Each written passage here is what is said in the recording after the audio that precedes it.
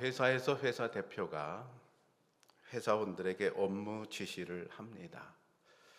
그런데 업무 지시를 받는 사원이 있는가 하면 업무 지시를 받지 못하는 사람도 있습니다. 둘 중에 누가 복 있는 사람일까요? 업무에서 배제되는 사람이 있다면 그 사람은 사무실에서 견디기 어려울 것입니다.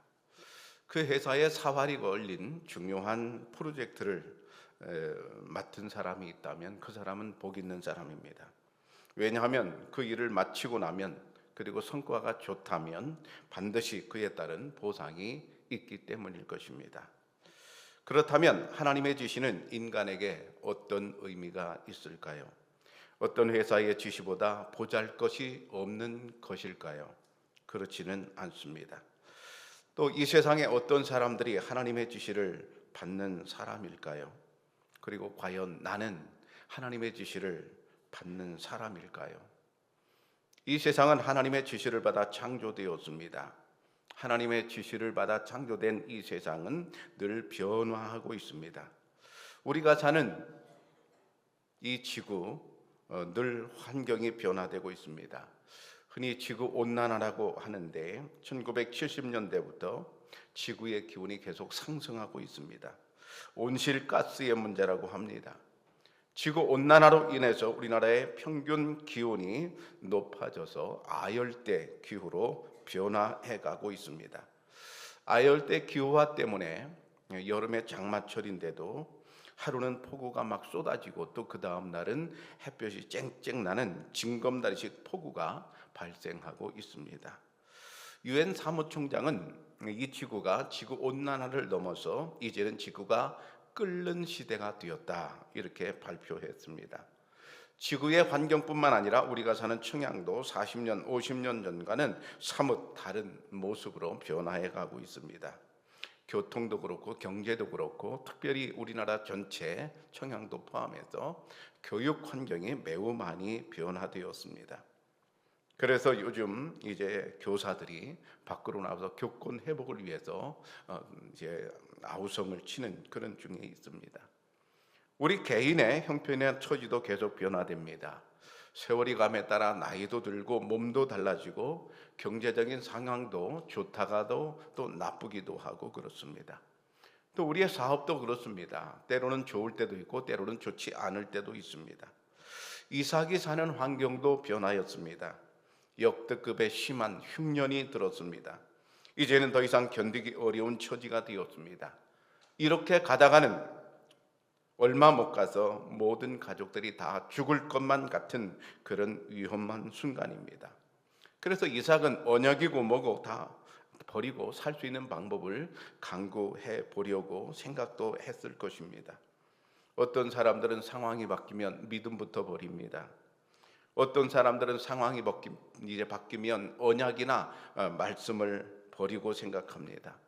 그게 과연 좋은 방법일까요? 결코 아닌 것입니다. 상황이 바뀐다고 할지라도 바뀌지 말아야 할 것이 있습니다. 무엇입니까? 바로 믿음입니다. 왜 그렇습니까? 아무리 상황이 바뀌어도 결코 변하지 않은 분이 계신데 그분이 바로 하나님이시기 때문에 그렇습니다. 천지가 개벽을 한다 해도 하나님은 변함이 없는 줄로 믿습니다. 당연히 하나님의 말씀도 그대로 있습니다. 이삭이 지금까지 살아온 경험으로 보면 이런 극심한 흉년에서 쌀이 많은, 식량이 많은 애굽으로 얼른 가는 것이 생존의 유일한 방법처럼 보입니다. 그런데 하나님께서는 웬일인지 2절에 보면 애굽으로 내려가지 말라라고 금지 명령을 내리십니다. 이삭이 볼 때는 여기는 식량이 없고 애굽에는 식량이 많으니 애굽으로 가야 가족들이 살 수 있을 것처럼 생각이 됩니다. 그런데 하나님께서는 가지 말라고 하십니다. 이때가 아주 중요한 시점입니다. 과연 식량을 찾아 떠날 것인가 아니면 하나님의 지시를 따를 것인가, 둘 중에 하나 선택해야 되는 중요한 기로에 있습니다. 식량을 찾아 떠나는 것은 인간이면 누구나 생존을 위해서 생각할 수 있는 기본적인 일입니다. 생명은 참 소중합니다. 그 생명을 살리려고 먹을 양식을 찾는 것은 참으로 당연한 일입니다. 그런데 하나님께서는 그것을 막으십니다. 2절에 보면 이렇게 되어 있죠. 여호와께서 이삭에게 나타나 이르시되 애굽으로 내려가지 말고 내가 네게 지시하는 땅에 거주하라 하셨습니다. 분명히 애굽으로 내려가지 말라고 하십니다. 아니, 지금 여기서 먹고 살 게 있다면 안 내려가겠지만 여기서 먹고 살 식량이 없는데 당장 굶어 죽을 것 같은데 어떻게 안 내려가냐고요. 그런데 주님께서는 내려가지 말라고 하십니다. 지금 이곳에서 견디기가 너무 어렵습니다. 그런데 주님께서는 그러지 말라고 하십니다. 여러분, 여기서 우리는 이런 생각을 할 수 있죠. 신앙생활도 먹고 살만해야 하는 것 아닙니까? 라고 질문할 수 있습니다. 지금 당장 굶어 죽게 생겼는데 내가 한가롭게 교회나 다닐 수 있습니까? 목사님, 내 형편을 아십니까? 라고 항변할 수 있습니다. 그렇다면 하나님께서 이삭에게 애굽으로 내려가지 말라고 막으신 것은 이삭을 굶어 죽이려는 심산일까요? 분명히 아닙니다. 반대입니다. 이삭을 살리려는 것입니다. 그런데 이삭은 그 방법을 모르고 있습니다. 이삭은 모르고 있지만 하나님은 방법이 있으십니다. 바로 여기서 우리가 중요한 진리를 깨닫습니다. 하나님의 막으심을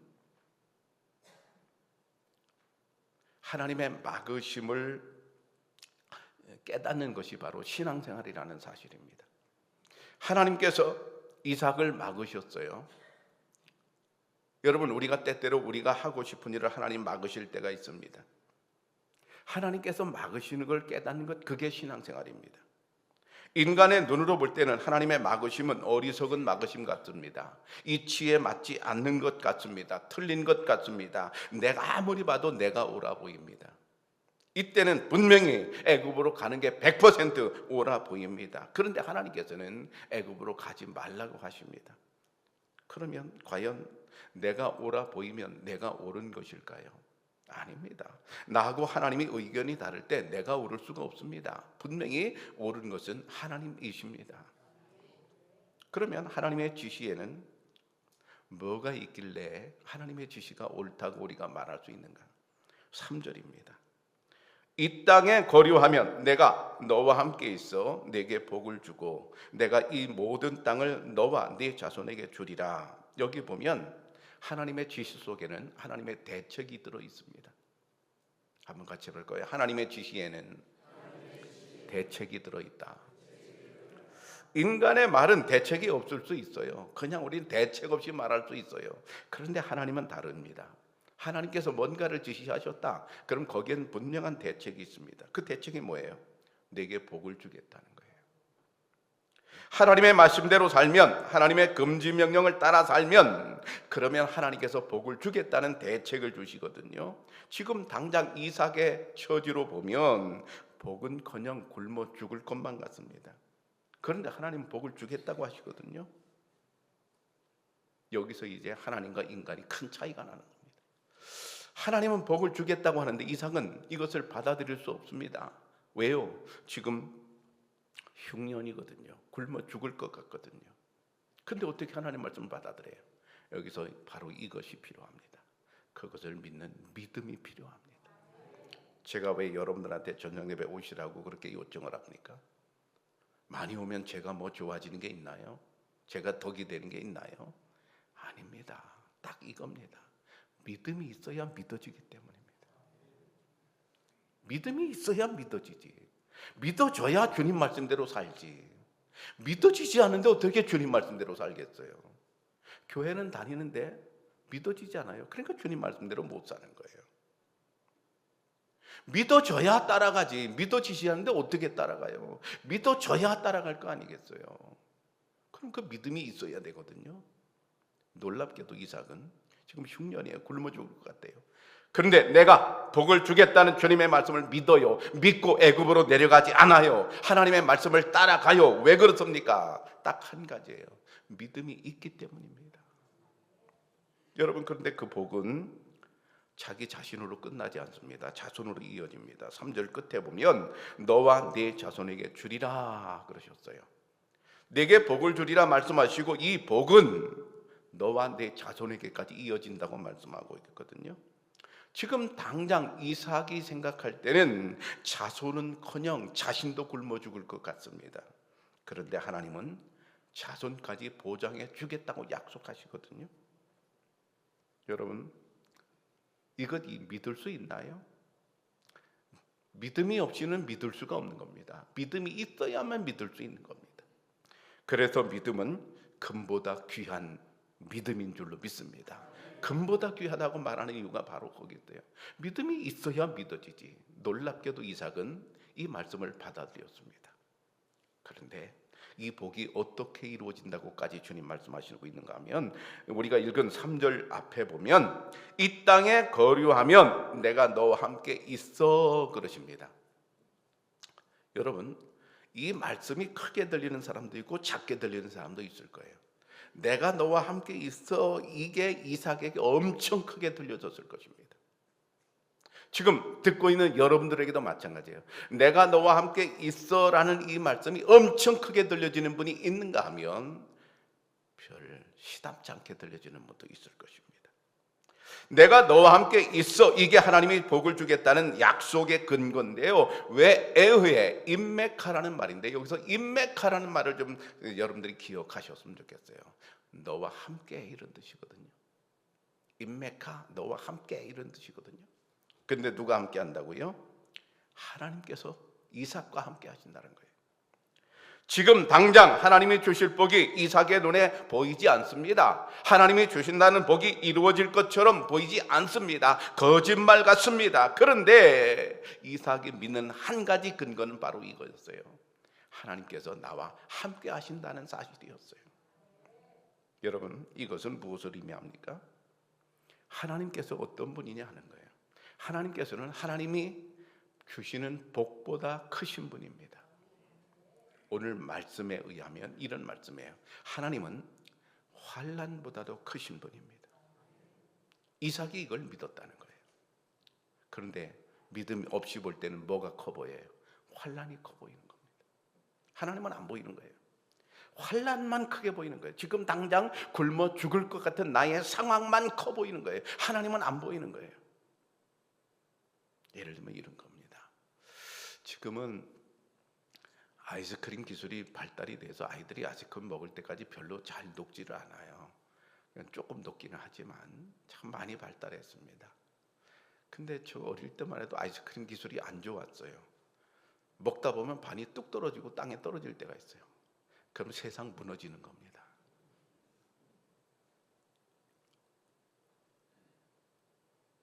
얼마나 통곡하고 우는지 모릅니다.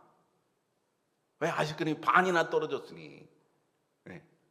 그 하도 어떤 아이는 그 떨어진 게 너무 속상해서 막 울다 보니까 자기가 붙들고 있는 것도 못 먹고 다 녹아. 나중에 막대기만 남아. 울지 말고 빨리 그거라도 먹어야 되는데. 근데 왜 이렇게 통곡하며 울어요? 딱 한 가지예요. 자기 아버지가 아이스크림보다 크다는 사실을 잊어버리는 거예요.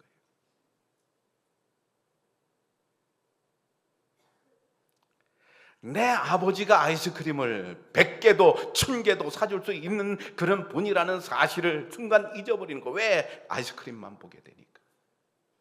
그러니까 그렇게 스럽게 우는 거예요.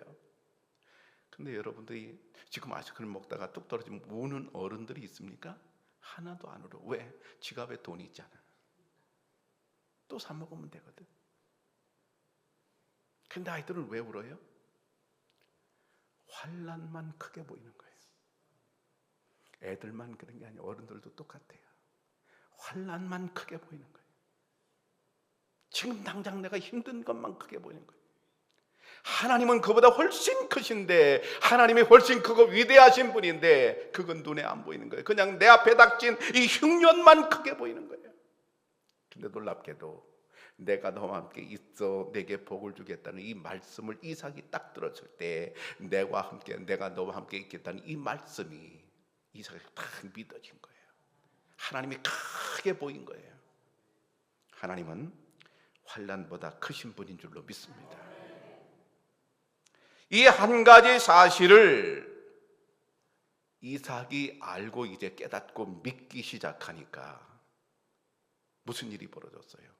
애굽으로 내려가지 말라는 주님의 말씀을 이제 자기가 알아듣게 됩니다. 그 속마음을 알아듣게 됩니다. 그리고 순종하게 되거든요. 그러므로 하나님의 금지 명령을 받는 사람이 복 있는 사람인 줄로 믿습니다. 여러분, 믿음이 없을 때는 하나님의 금지 명령은 싫어요. 그게 저주 같아요. 나를 죽이려고 하는 것 같아요. 내게서 아이스크림을 뺏으려고 하는 것 같아요. 그런데 믿음이 있고 보면 하나님의 금지 명령은 나와 내 후손에게 복이 될 줄로 믿습니다. 하나님은 이삭에게 언약 안에서 그를 사랑하고 그에게 복 주기 위해서 그에게 애굽으로 내려가지 말라고 금지 명령을 내리셨습니다. 그런데 하나님은 모든 사람에게 금지 명령을 내리시는 게 아닙니다. 이삭 당시에 이삭 말고 수많은 사람들이 살고 있었을 것이잖아요. 그런데 그 어떤 누구에도 하나님께서 애굽으로 내려가지 말라는 금지 명령을 내리신 일이 없어요. 오직 이삭에게만 그런 명령을 내리셨어요. 하나님께서는 에서야 내 장자권을 팥죽에 절대로 팔아먹지 마라, 금지 명령을 내리신 일이 없습니다. 왜 그러셨을까요? 차별인가요? 아닙니다. 에서는 하나님의 말씀에 귀 기울이지 않는 인생을 살았습니다. 그래서 하나님은 그에게 말씀 안 하셨습니다. 예수님은 가룟 유다에게, 가룟 유다야, 너는 나를 배반하지 말어, 금지 명령을 내리신 일이 없습니다. 왜 그러셨을까요? 유다는 이미 마귀가 그 속에 들어가 마귀가 그를 사로잡아 주님의 말씀이 귀에 들어오지 않는 사람이었습니다. 오늘 이삭처럼 하나님의 말씀이, 하나님의 금지 명령이 귀에 들어오는 사람은 복 있는 사람인 줄로 믿습니다.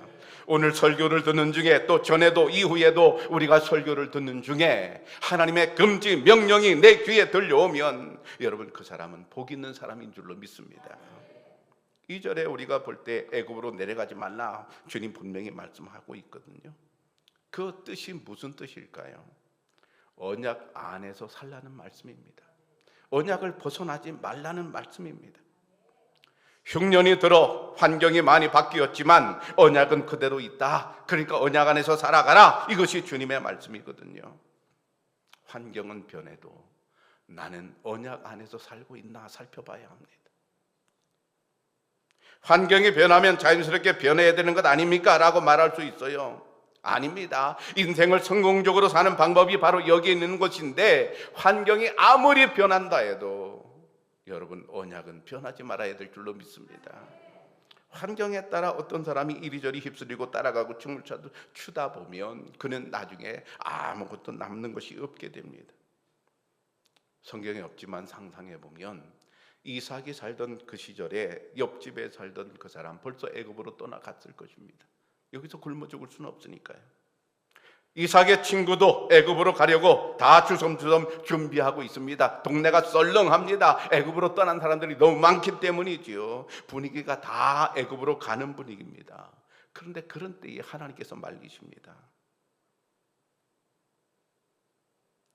왜 유독 이삭만 말리실까요? 이삭에게 복을 주려는 하나님의 계획이 있으셨기 때문입니다. 우리 마음은 환경에 따라 금방 변할 수 있습니다. 그러나 믿음으로 잡아야 될 줄로 믿습니다. 잠언 4장에 보면 모든 지킬 만한 것 중에 내 마음을 지키라, 생명의 근원이 이에서 남이니라 하셨어요. 여러분, 우리가 지킬 것 많은데 그 중에 꼭 지켜야 될 게 뭐예요? 마음을 지켜야 됩니다. 세상이 변해도 마음을 잘 지키기를 바랍니다. 이삭이 이런 하나님의 금지 명령을 받고 그대로 순종하면서 거기서 살았습니다. 결과가 궁금하잖아요. 결과가 어떻게 되었을까? 창세기 26장의 결과가 나와요. 이삭이 그 땅에서 농사하여 그의 100배나 얻었고 여호와께서 복을 주심으로 그 사람이 창대하고 왕성하여 마침내 거부가 되어 그랬어요. 이 결과거든요. 당장은 어려웠습니다. 그런데 하나님의 말씀대로 살다 보니까 하나님께서 복을 주었는데 그 해에 100배나 얻었다 그랬어요. 이 말씀 뭐예요? 남들보다 100배나 잘 됐다는 거예요. 여러분, 한 해에 100배가 잘 되면 어떻게 될까요? 그야말로 대박입니다. 엄청난 복을 받은 겁니다. 물질적인 복만을 말씀하고 있는 것 같지만 사실은 여기에 모든 게 다 포함되어 있는 거잖아요. 그냥 눈에 보이는 것 우리에게 가르치려고 이 말씀만 여기 주셨을 뿐이잖아요. 마침내 거부가 되었다 그랬어요. 마침내 거부가 되었다. 여러분, 요즘 젊은 사람들이 가장 좋아하는 단어가 경제적인 자유라는 말이거든요. 경제적 자유를 이루었어요. 이제 더 이상 돈이 필요 없어요. 일정 수준을 넘어섰단 말입니다. 그러니까 결국 어떻게 됩니까? 14절에 보면 블레셋 사람이 그를 시기하여 그랬어요. 그 그랄 땅이 블레셋 땅이거든요. 그랄 땅만 넘어가면 애굽이거든요. 하나님 거기서 막으셨거든요. 그 주변에 살던 블레셋 사람들이 시기하였다 그랬어요. 왜 시기해요? 죄만 잘 되니까. 우리는 다 힘들어 죽겠는데 죄만 지금 잘 되고 있으니까. 네. 왜 죄만 잘 되냐 이거죠. 여러분, 세상에는 시기 받는 사람이 있는가 하면 시기하는 사람이 있거든요. 시기 받는 사람이 성공한 사람입니다. 시기하는 사람은 실패한 사람입니다. 이삭은 시기를 지금 받고 있어요. 여러분, 시기를 받기를 축복합니다. 애굽으로 내려가지 말라는 그 말씀은 그 당시로 볼 때는 환경에 맞지 않아요. 시대에 맞지 않아요. 그래서 많은 사람들이 이렇게 말하고 신앙생활을 하기도 합니다. 목사님, 예전에는 그게 맞았어요. 그러나 지금 시대는 달라졌어요. 지금 시대는 달라요. 그렇게 말할 수 있습니다. 이 하나님의 말씀은 시대착오적인 말씀 같습니다. 남들은 다 애굽으로 가는데 가지 말라는 이 주님의 말씀은 전혀 맞지 않는 그런 말씀 같습니다. 과연 그럴까요? 아닙니다. 하나님은 시대를 초월하여 계시는 분인 줄로 믿습니다. 그래서 하나님의 말씀은 진리가 아니겠습니까? 만약 여러분 진리가 되려면 어떻게 돼요? 시대나 환경에 따라 변하지 말아야 진리가 되잖아요. 하나님의 말씀은 진리인데 어떻게 진리입니까? 변하지 않으니까 진리죠. 하나님은 어제나 오늘이나 동일하신 분인 줄로 믿습니다. 아무리 환경이 변한다 해도, 나의 사정이 아무리 변한다 해도 하나님은 언제나 동일하신 줄로 믿습니다. 이런 순종이 대대로 이어져야 합니다. 하나님께서 아주 어려워하는 그런 이삭에게 내가 너에게 호의를 베풀어 주겠다, 복을 주겠다 그렇게 말씀하시는 이유를 설명하시거든요. 5절에 뭐라고 설명하시는가 하면 이는 아브라함이 내 말을 순종하고 그랬어요. 왜 내가 너에게 이렇게 복을 주려고 하느냐? 그 이유가 뭐냐? 아브라함 때문이다. 그런 말씀이에요. 아브라함은 누굽니까? 이삭의 아버지입니다. 아브라함이 하나님께 순종했기 때문에 그 은혜를 이제 이삭이 받는 것이다. 그런 말씀이거든요. 이삭은 이 하나님의 말씀을 어떻게 받아들였을까요? 아하, 우리 아버지도 나와 같이 어려운 처지에서 하나님의 말씀에 순종했구나. 그럼 어떻게 해야 되겠다? 나도 아버지같이 순종해야 되겠다라고 생각했을 것입니다. 아브라함은 어떤 사람입니까? 100세의 아들을 얻은 사람입니다. 정말 그때 기분이 얼마나 좋았을까요? 근데 100세에 낳은 아들을 하나님께서 어느 날 갑자기 번제로 바치라고 지시하셨습니다. 근데 이 지시를 받아들이기 어려운 이제 상황이잖아요. 근데 놀랍게도 아브라함은 순종합니다. 그러니 하나님께서는 이 아브라함이 얼마나 이쁘셨겠어요? 얼마나 좋으셨겠어요?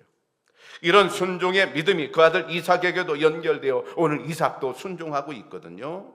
사실 아브라함에게 하나님께서 내 아들 이삭을 바치라는 이 지시는 얼마나 부당한 지시입니까? 아들을 10명쯤 주시고 그 중에 하나 나에게 바쳐라. 그래도 힘든 일인데 달랑 하나 주시고 그 귀한 아들을 나에게 바쳐라. 그러니 그것을 여러분 우리가 이제 받는 입장에서 볼 때는 얼마나 부당한 지시냐 이 말입니다. 그런데 놀랍게도 이 부당한 지시에 아브라함은 그대로 순종하거든요. 이 순종이 그와 그의 후손들에게 얼마나 큰 복으로 돌아오나요? 우리가 좀 전에 본 대로 한 해에 남들보다 100배나 뭐가 잘 됐다는 거예요. 그리고 마침내 거부가 되었다는 거예요. 누가 그렇게 되었습니까? 아브라함의 아들 이삭이 지금 그렇게 되고 있지 않습니까? 여러분, 여기서 우리가 중요한 진리를 배웁니다. 부당한 진리일수록 순종의 값은 큽니다. 부당한 지시일수록 순종의 값이 크다는 사실입니다. 여러분 어릴 때 어른들로부터 부모로부터 심부름 많이 하셨을 겁니다. 저도 심부름 많이 하는데 가장 싫은 심부름이 있었어요. 가장 싫은 심부름 뭐냐면 오밤중에 뭐 사오라는 심부름이었습니다. 왜냐하면 저희 동네와 신작도가 있는 이 가게가 있는 동네는 거리가 있는데 여기만 우리 동네는 가게가 있고 여기만 가게가 있는데 길을 지나가는데 그 길 가운데 상여집이 있었습니다. 길 바로 옆에. 우리 동네 왜 상여집을 거기다 놨나 몰라. 얼마나 어른들을 원망했나 몰라요. 산속 깊은 데다 놓으면 얼마나 좋아. 근데 길 한가운데 길 바로 옆에다가 상여집을 놓은 거예요. 그 밤에 깜깜한데 거기를 지나가려니 며칠 전에 있던 장례식이 생각나잖아요. 옛날에는 피도 뚝뚝 떨어졌잖아요. 옛날에 장례식장 없었잖아요. 그러니까 거기를 지나가려면 머리가 쭈삣쭈삣 서는 겁니다. 그런데 어느 날 갑자기 아들이 어르신데 제일 어려운 건 누구를 지켜요? 큰아들 지켜요. 큰아들 된 게 싫더라고. 그런데 갔다 오면 사탕이 기다리고 있습니다. 남들이 없는 사탕을 하나님 이제 아버지가 주시는 거예요. 여러분 하나님께서 여러분들에게 어떤 부당한 지시를 하시는 게 있으십니까? 그때는 가만히 기도해 보실 일입니다. 왜 그렇습니까? 그 부당한 지시 속에는 하나님의 축복이 숨겨져 있기 때문입니다. 이삭 한 사람으로 끝나는 문제가 아닙니다. 아브라함 한 사람으로 끝나는 문제가 아닙니다. 여기 보니까 아브라함과 이삭의 그의 후손에게 계속 이어지는 축복이 그 속에 숨겨져 있었습니다. 아브라함의 순종이 이삭에게 이어졌고 이삭의 순종이 야곱에게로도 이어지고 있거든요. 그런데 그 결과를 한번 또 보시면 창세기 30장에 라반이 그에게 이르되 여호와께서 너로 말미암아 내게 복을 주신 줄을 내가 깨달았노니 내가 나를 사랑스럽게 여기거든 그대로 있으라 이렇게 말하고 있습니다. 우리가 잘 알지 라반은 야곱의 외삼촌입니다. 야곱이 도망을 갔잖아요. 형의 눈을 피해서 도망을 갔잖아요. 라반의 집에 살고 있는데 라반이 좋은 사람이면 모르겠는데 아주 나쁜 사람이에요. 10번씩이나 품삯을 준다고 그러고 안 주고 준다고 그러고 안 주고 10번씩이나 품삯을 떼어 먹었습니다. 얼마나 나쁜 사람입니까? 품성이 아주 나쁜 사람이에요. 그런데 이 품성이 나쁜 이 라반이 볼 때 자기 집이 뭔가 자꾸 잘 되거든요. 잘 되는데 왜 잘 되나 가만히 보니까 야곱 때문에 잘 되는 거예요. 그래서 야곱에게 말하는 겁니다. 여호와께서 너로 말미암아 우리 집에 복을 주시는 줄 내가 알았다. 아니 그렇게 성품이 나쁜 사람도 자기 눈에도 보이는 거예요. 야곱 때문에 우리 집이 잘 된다는 게 보이는 거예요. 야곱은 복덩이였습니다. 근데 그 복덩이가 간다고 그래요. 간다고 그러니까 보낼 수 있습니까? 못 보내. 그러니까 가지 마. 여기서 이 복덩이 너로 말미암아 너가 누가 돼야 되겠습니까? 여러분이 되시기를 축복합니다. 사실 야곱 자신도 이 사실을 알고 있었습니다. 창세기 30장 30절에 보면 내가 오기 전에는 외삼촌의 소유가 적더니 번동하여 때를 이루었으니 내 발이 이르는 곳마다 여호와께서 외삼촌에게 복을 주셨나이다. 내 발이 이르는 곳마다 하나님께서 복을 주셨습니다. 나도 알고 있습니다. 그런 얘기예요. 요즘으로 이제 해석을 하면 이런 얘기예요. 한 사람의 사원이 들어가는데 이 사람 때문에 회사가 먹고 사는 겁니다. 여러분 세상은 그렇습니다. MS사가 그렇게 크게 된 게 한 사람 때문에 그렇게 크게 된 것 아니에요. 별것 아니잖아요. 한 사람 때문에 그렇게 크게 된 것 아니에요. 그렇게 많은 사람들이 먹고 살아요. 한 사람 때문에 먹고 사는 거예요. 야곱 한 사람 때문에 야곱의 발이 이러는 곳마다 알아내니까 야곱이 어떤 아이템을 하나님께서 주셔서 그래서 그 사업을 딱 시작했더니 그 사업이 너무 잘 되는 거예요. 그래서 어떤 사람을 뽑아서 맡기니까 그 회사가 막 쭉쭉쭉 성장하는 거예요. 그리고 또 다른 아이템을 하나님 주셔서 또 다른 회사를 만들었더니 이 회사도 너무 잘 되는 거예요. 또 다른 사람 뽑아서 또 줬더니 잘 되는 거예요. 이런 회사가 자꾸 늘어나고 있다, 그런 얘기입니다. 야곱 자신도 이거를 알고 있는 겁니다. 내가 왜 이렇게 잘 되지? 내가 이렇게 뭐가 이렇게 잘나서 잘 되지? 신기해. 말끝마다 그러는 거예요. 그런데 그 신기한 일이 왜 벌어진다고요? 하나님께서 내게 복 주신 줄 나도 알고 있다는 거예요. 여러분, 야곱이 봐도 신기한 일이니 여러분이 봐도 신기한 일이 되기를 축복합니다. 내가 봐도 신기해. 우리 집이 이렇게 잘 되지. 내가 봐도 신기해. 왜 이런 일이 있지? 여러분, 그렇게 신기한 일이 벌어지는 이유가 뭡니까? 순종할 수 없는 순간에 그들은 순종하고 있었다는 사실입니다. 나중에 야곱이 에서를 만나는 자리에서 선물을 보내잖아요. 우리가 너무나 잘 아는 얘기잖아요. 에서와 야곱은 앙숙이었잖아요. 서로 뺏고 뺏기는 관계였잖아요. 철천지 원수처럼 살았잖아요. 이제 화해하려고 선물을 주는데 지금 시가로 따지면 약 3억 원의 선물을 야곱이 에서에게 바칩니다. 여러분, 선물이 3억 원입니다. 그러면 그의 재산은 얼마입니까? 엄청난 거부가 된 겁니다. 여러분의 후손에게 이런 은혜가 있기를 축복합니다. 아브라함도 하나님의 말씀에 순종했고 그의 아들 이삭도 하나님의 말씀에 순종했고 이런 순종이 결국 야곱에게로 이어져서 야곱도 엄청난 복을 받는 모습을 봅니다. 그런데 이삭의 순종은 정말 놀라운 순종이었어요. 애굽으로 내려가지 말라는 금지 명령에 대한 순종이었어요. 여러분, 하나님께서 때때로 여러분들에게 어떤 선을 넘지 말라는 금지 명령의 지시를 내리실 때 그 금지 명령을 잘 알아듣고 복되시기를 바랍니다. 여러분들의 신앙생활이 자녀들에게 좋은 본이 되기를 바랍니다. 하나님께서는 자랑하고 싶은 레파토리가 있으십니다. 늘 입버릇처럼 욥을 자랑하고 다니셨어요. 늘 다윗을 자랑하고 다니셨어요. 늘 아브라함을 자랑하고 다니셨어요. 하나님께서는 여러분을 자랑하시기를 축복합니다. 사랑하는 청량교회 성도 여러분, 하나님의 명령, 특별히 금지 명령을 잘 따라 사시기를 바랍니다. 하나님 말씀 속에는 다 대책이 있습니다. 지금 사정과 형편만 본다면 부당한 그런 지시처럼 보입니다. 그러나 하나님의 말씀에 순종하는 것이 답이며 복일 줄로 믿습니다. 나의 순종이 여러분의 자녀들에게 본이 되어 자녀들에게도 복이 되기를 바랍니다. 기도하겠습니다.